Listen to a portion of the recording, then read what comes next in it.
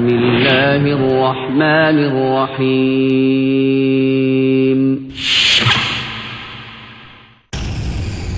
വമൻ അഹ്സനു ഖൗലൻ മിമ്മൻ ദആ ഇലല്ലാഹി വഅമില സാലിഹൻ വഖാല ഇന്നനീ മിനൽ മുസ്ലിമീൻ.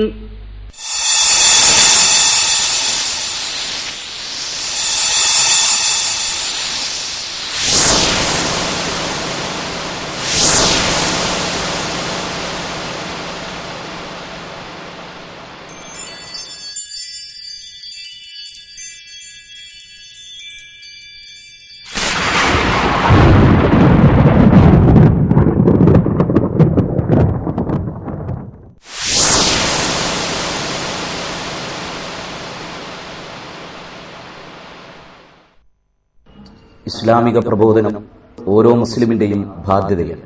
ഈ ബാധ്യത നിർവഹിക്കുന്നതിനു വേണ്ടിയുള്ള ഒരു കൂട്ടായ്മയാണ് നിച്ച് ഓഫ് ട്രൂത്ത്.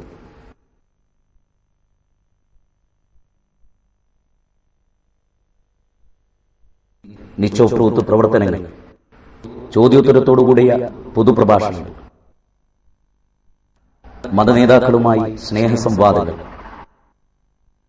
സൗജന്യ ഇസ്ലാം കറസ്പോണ്ടൻസ് കോഴ്സ്, ഇസ്ലാമിനെ പരിചയപ്പെടുത്തുന്ന ലഘുലേഖകളും പുസ്തകങ്ങളും, ഇസ്ലാം വിമർശനങ്ങൾക്ക് മറുപടി പറയുന്ന ഗ്രന്ഥങ്ങളും കാസറ്റുകളും, പ്രബോധനത്തിനു വേണ്ടി മാത്രമായി ഒരു ദൃശ്യ ശ്രാവ്യ മാധ്യമം ക്രിയേറ്റീവ് മീഡിയ, ഇസ്ലാമിക പ്രബോധനത്തിന് മാത്രമായി ഒരു ആനുകാലിക സ്നേഹസംവാദം മാസിക, ഇസ്ലാമിനെക്കുറിച്ച് സത്യസന്ധവും ശാസ്ത്രീയവുമായ അറിവ് നൽകുന്ന ഇന്റർനെറ്റ് സൈറ്റ്, ലോക പ്രശസ്ത ഇസ്ലാമിക പ്രബോധകരുടെ കേസറ്റുകൾക്കുള്ള library, പ്രബോധകർക്കായുള്ള reference library,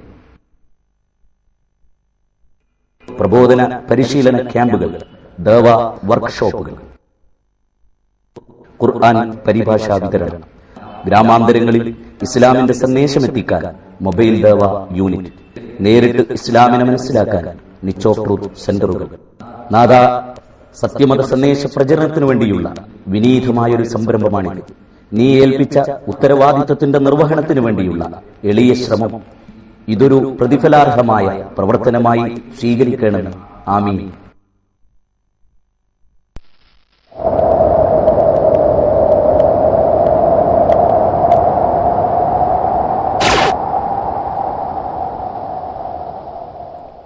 Thomas Alva Edison ലോകത്തിലെ മികച്ച ശാസ്ത്രജ്ഞരിൽ ഒരാൾ. അദ്ദേഹം ബൾബ് കണ്ടെത്തിയിട്ട് 1.25 നൂറ്റാണ്ട് കഴിഞ്ഞു.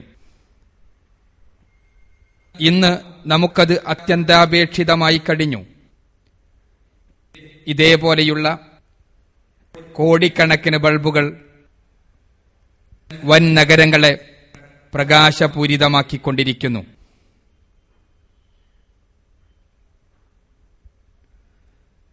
നമ്മുടെ ഈ നാഗരികതയുടെ തന്നെ ഏറ്റവും പ്രധാനപ്പെട്ട ചിഹ്നങ്ങളിലൊന്നാണ് പ്രകാശം. നഗരങ്ങൾ പ്രകാശപൂരിതമാണ്. ഗ്രാമങ്ങളും അങ്ങനെ തന്നെ.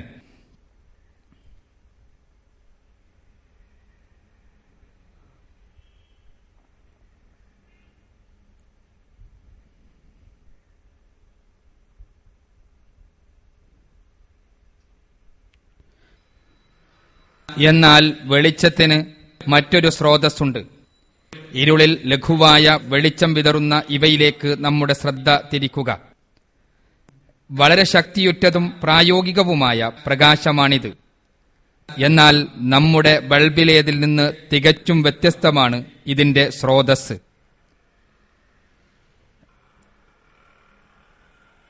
യഥാർത്ഥത്തിൽ ഇതൊരു വസ്തുവല്ല, ഒരു ജീവിയാണ്. മിന്നാമിനുങ്ങ് അഥവാ ഫയർഫ്ലൈ. ഈ ലഘുജീവി സ്വന്തം ശരീരത്തിൽ നിന്ന് പ്രകാശം ഉൽപ്പാദിപ്പിക്കുന്നു. ഒരു ബൾബിൽ ഊർജത്തിന്റെ 10% മാത്രം പ്രകാശമായി മാറി ബാക്കിയുള്ള 90% ചൂടുരൂപത്തിൽ നഷ്ടപ്പെടുകയാണ് ചെയ്യുന്നത്. എന്നാൽ മിന്നാമിനുങ്ങിൽ ഏതാണ്ട് 100% രാസ ഊർജവും പ്രകാശ ഊർജമായി മാറ്റപ്പെടുകയാണ്. അതിന്റെ പ്രകാശോദ്ദീപക വ്യവസ്ഥയുടെ കുറ്റമറ്റ പ്രവർത്തനമാണിതിന് കാരണം. അതിന്റെ ശരീരത്തിൽ ലൂസിഫറിൻ എന്ന ഒരു രാസപദാർത്ഥവും ലൂസിഫറേസ് എന്ന ഒരു എൻസൈമും ഉണ്ട്.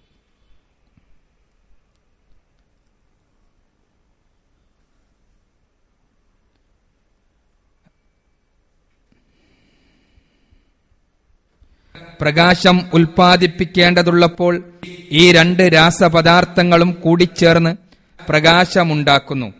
ഈ സങ്കീർണ തന്മാത്രകൾ പ്രകാശോദ്ദീപനത്തിനായി പ്രത്യേകമായി ഡിസൈൻ ചെയ്യപ്പെട്ടവയാണ്. ഈ തന്മാത്രകളുടെ ഓരോ ആറ്റത്തിന്റെ സ്ഥാനവും പ്രകാശോദ്ദീപനത്തിനുദ്ദേശിച്ചുള്ളവയാണ്. ഈ ജൈവ രാസ ഡിസൈനിങ്ങിൽ ആകസ്മികതയ്ക്ക് യാതൊരു പങ്കുമില്ല. അത് പ്രത്യേകമായി സൃഷ്ടിക്കപ്പെട്ടതാണ്. അതുപോലെ തന്നെ അല്ലാഹു എല്ലാ ജീവികൾക്കും ഓരോരോ പ്രത്യേകതകൾ നൽകിയിരിക്കുന്നു. അതിൽ മിന്നാമിനുങ്ങിന് പ്രകാശം നിർമ്മിക്കുവാനുള്ള വിദ്യ പഠിപ്പിച്ചിരിക്കുന്നു. ഉന്നത സാങ്കേതിക വിദ്യ ഉപയോഗിച്ച് മിന്നാമിനുങ്ങ് നിർമ്മിക്കുന്ന പ്രകാശം ഉപയോഗിച്ച് അതെന്താണ് ചെയ്യുന്നത്? ഈ ചോദ്യത്തിന് ഉത്തരം കാണണമെങ്കിൽ മിന്നാമിനുങ്ങിന്റെ കൂട്ടത്തെ സൂക്ഷ്മമായി പരിശോധിക്കേണ്ടിയിരിക്കുന്നു.